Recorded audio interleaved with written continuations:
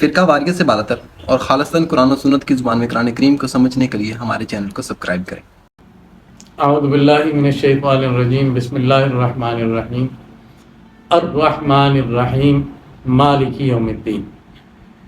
ناظرین گرامی، آج ہم سورہ فاتحہ کی آیت نمبر 2 اور 3 کی تفسیر پیش کریں گے۔ آیت ہے الرحمن الرحیم، یہ اللہ تعالیٰ کی 2 صفات ہیں۔ ان کی تفسیر، ان 2 الفاظ کی تفسیر ہم بسم اللہ الرحمن الرحیم کی تفسیر میں بھی عرض کر چکے ہیں۔ مختصر یہ کہ الرحمن اور الرحیم یہ دونوں اللہ تعالیٰ کی صفات ہیں اور دونوں رحمت سے مشتق ہیں، یعنی لفظ رحمت سے ہی رحمان بنا ہے اور رحمت سے ہی رحیم بنا ہے۔ فرق تھوڑا سا یہ ہے کہ رحمان اسے کہتے ہیں جس کی رحمت ہر چیز پر ہو اور ہر انسان پر ہو، جو اللہ تعالیٰ کو مانتا ہے اس پر بھی ہے، جو انکار کرتا ہے بلکہ خدا کا مقابلہ کرتا ہے اس پر بھی ہے۔ اور رحیم اسے کہتے ہیں جس کی رحمت تام ہو، یعنی ہر لحاظ سے مکمل ہو، اس میں کوئی کسر یا کوئی کمی نہ ہو۔ الرحمن الرحیم یہ 2 صفات ذکر کی، اور سورہ فاتحہ میں کی دوسری آیت میں اللہ تعالیٰ نے اپنی ان 2 صفات کا ذکر کیا، اشارہ دے دیا کہ پہلی آیت میں جو اللہ تعالیٰ نے فرمایا ہے کہ اللہ تعالیٰ رب العالمین ہے، یعنی تمام جہانوں کو پالنے والے، تربیت کرنے والے اور درجہ کمال تک پہنچانے والے ہیں، اس کی وجہ کوئی اور نہیں، صرف اللہ تعالیٰ کی رحمت ہے۔ یعنی اللہ تعالیٰ اس کائنات کے خالق ہیں، مالک ہیں اور اس کا نظام چلا رہے ہیں۔ رب العالمین کا لفظ یہ بتاتا ہے کہ اللہ تعالیٰ سارے جہانوں کے نظام چلا رہے ہیں، اور الرحمن الرحیم نے یہ بتا دیا کہ اللہ تعالیٰ یہ نظام کسی جابر و قاہر بادشاہ کی طرح نہیں چلا رہے کہ جس کو اپنے اقتدار کے ساتھ اس کے پیش نظر اپنا اقتدار ہوتا ہے، یا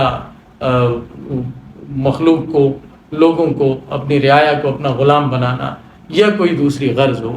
یہاں کوئی غرض نہیں، کوئی مقصد نہیں، اللہ تعالیٰ نے یہ کائنات رحمت کے ساتھ چلائی۔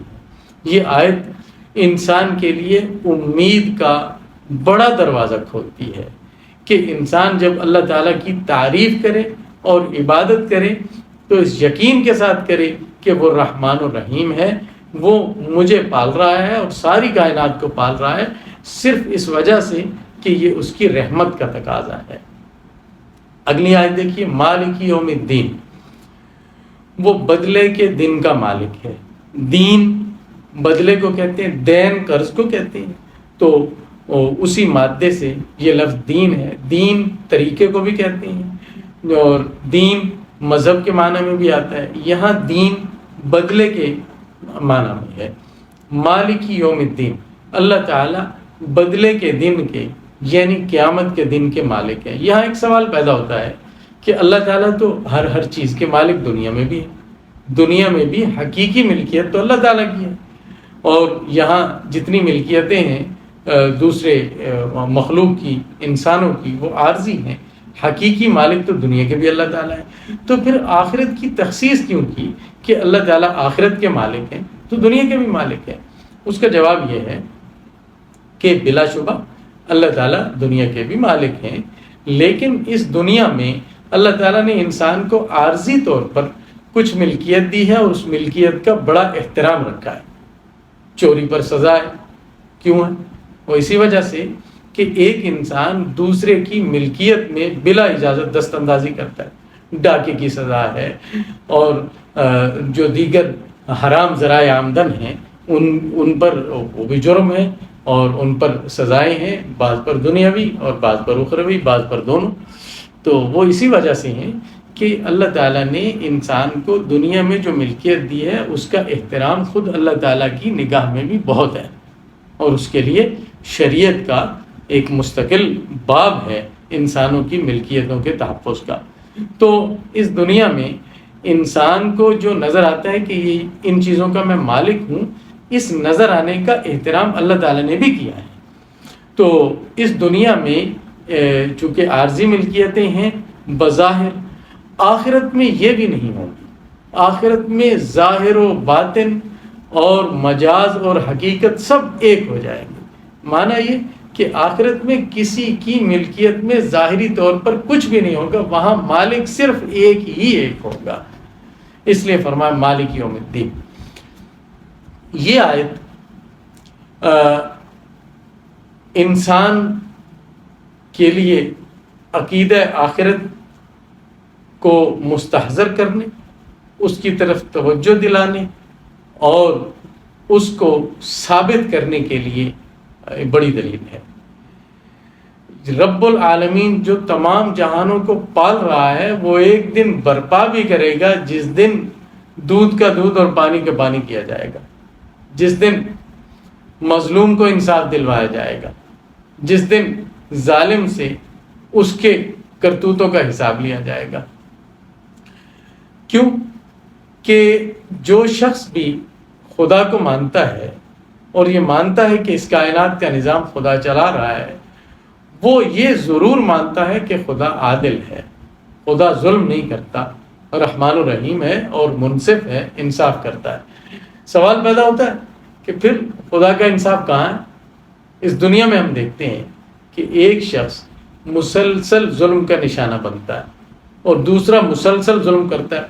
ظلم کرنے والا ظلم کرنے کے باوجود بہت ترقی کرتا ہے، مظلوم ظلم سہنے کے باوجود روز پست تر ہوتا چلا جاتا ہے اور وہ پستیوں میں گرتے گرتے اور ساری زندگی سسکتے پستے وہ اس دنیا سے چلا جاتا ہے. تو سوال پیدا ہوا کہ خدا کا انصاف کہاں ہے؟ اسی طرح ایک شخص زندگی بھر بہت بچ کے اپنی زندگی گزارتا ہے اور پرہیزگاری کے ساتھ اور حلال آمدنی میں بہت مشکل سے بسر کرتا ہے، اور دوسرا آدمی اسے کوئی پرواہ نہیں، اس نے بہت مزے اڑائے، حلال و حرام کی پرواہ نہیں کی، دونوں کی زندگی گزر گئی. تو اس کو بچنے کا فائدہ کیا ہوا اور اس کو مزے اڑانے کا اور حرام مال کمانے کا نقصان کیا ہوا؟ تو سوال تو پیدا ہوتا ہے کہ خدا کا انصاف کہاں ہے. اس لیے آخرت عقلی طور پر بھی ضروری ہے کہ یہ دنیا اگر خدا نے بنائی ہے تو آخرت ضرور ہونی چاہیے جہاں نیک و بد ایک لائن کے نہ ہوں، جہاں یہ نہ ہو کہ جو پستا رہا اس کا وہ بھی اس دنیا سے چلا گیا اور ظلم کرنے والا بھی چلا گیا اور دونوں آخر میں برابر ہو گئے اور مٹی میں مل گئے.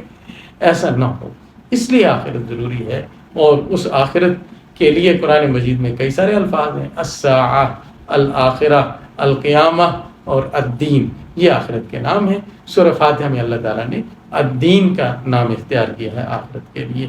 یہاں تک آیت نمبر 2 اور 3 کی تفسیر، مختصر تفسیر مکمل ہوتی ہے. اگلی آیت کی تفسیر کے ساتھ انشاءاللہ پھر حاضر ہوں گے. اللہ حافظ. فرقہ واریت سے بالاتر اور خالصتاً قرآن و سنت کی زبان میں قرآن کریم کو سمجھنے کے لیے ہمارے چینل کو سبسکرائب کریں.